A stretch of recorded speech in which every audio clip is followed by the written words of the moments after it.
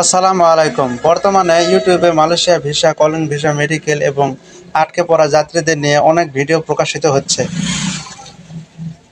কিন্তু দুঃখের বিষয় হলো যে এই ভিডিওগুলোর মধ্যে অনেকগুলোতে সঠিক তথ্য নেই কিংবা আংশিক তথ্য দেওয়া হয়েছে, যার ফলে অনেক মানুষ বিভ্রান্ত হচ্ছেন।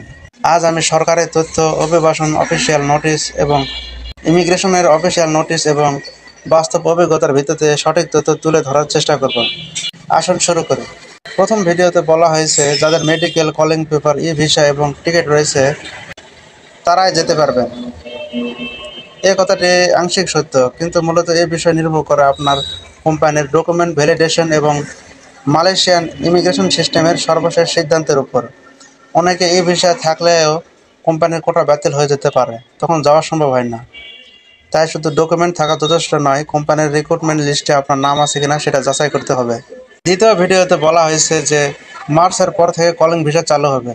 বাস্তবে কলিং ভিসা কখন চালু বা বন্ধ হবে তা শুধু মালয়েশিয়ার সরকার ও বাংলাদেশ হাই কমিশন জানায়।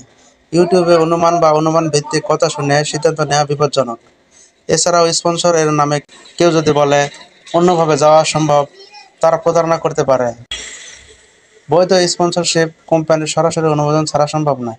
3 নম্বর ভিডিওতে বলা হয়েছে যে মার্চের যে সময়সীমা ছিল প্লান্টেশন ভিসার তা বাড়ানো হয়েছে এবং ঈদের পর থেকে ফ্লাইট শুরু হবে। এমন তারিখ এবং সময় সংক্রান্ত কোনো ঘোষণা সরকারি নোটিশ ছাড়া বিশ্বাস করা উচিত নয়। আপনার মেডিকেল বা ভিসার আপডেটের জন্য এজেন্টের কথা না শুনে অপেক্ষা না করে সোজা ইমিগ্রেশনের অফিসিয়াল ওয়েবসাইট অথবা মালয়েশিয়া হাই কমিশনের নোটিশ চেক করুন। এছাড়া সরকারি ফিস ছাড়া বেশি টাকা দাবি করা সম্পূর্ণ বেআইনি, তাই সাবধান থাকুন। 4 নম্বর ভিডিওতে পাসপোর্ট জমা দেওয়ার সময় টাকা না দেওয়ার কথা বলা হলেও পরে ব্যাংকে টাকা জমা দিতে বলা হয়েছে। মনে রাখবেন, সরকার নির্ধারিত ফি ছাড়া কোনো অগ্রিম বা অতিরিক্ত টাকা নেওয়া অবৈধ। আপনার কোম্পানি যদি সরাসরি না হয় এবং কোনো তৃতীয় পক্ষের মাধ্যমে ভিসা প্রসেসিং হয়, সেটা কিন্তু ঝুঁকিপূর্ণ। ভুল তথ্যের কারণে আপনার ভিসা বাতিল হয়ে যেতে পারে। 5 নম্বর ভিডিওতে বলা হয়েছে প্লান্টেশন সেক্টর বন্ধ না হলে অন্যান্য সেক্টরে ভিসা আসবে না।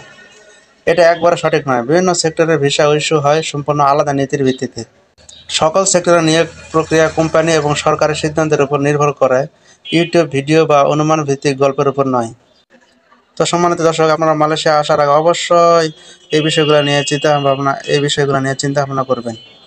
ধন্যবাদ সবাইকে।